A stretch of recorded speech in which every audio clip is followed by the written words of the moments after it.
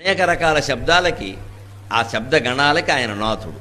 ఒక్కొక్క అక్షరానికి ఒక్కొక్క అక్షరం చేరిస్తే ఒక్కో ధ్వనికి ఒక్కో ధ్వని చేరిస్తే ఒక అర్థం వస్తుంది, ఒక ధ్వని వస్తుంది. దాన్నే బీజాక్షరం అంటాం. మనం గణపతి బీజాక్షరాన్ని గమ్ అంటారు. ఓం గం గణపతయే నమః అంటారు. అలాగా ఇంకో దేవతకి ఇంకో అక్షరం, ప్రతి అక్షరము బీజాక్షరమే. అమంతరం అక్షరం నాస్తి, బీజాక్షరం కాని అక్షరం భాషలో లేదు.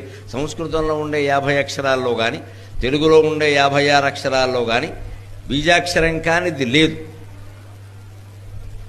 ఏ బీజాక్షరం ఏ దేవతకి ఉపయోగిస్తారో అనేది వేరే విషయం.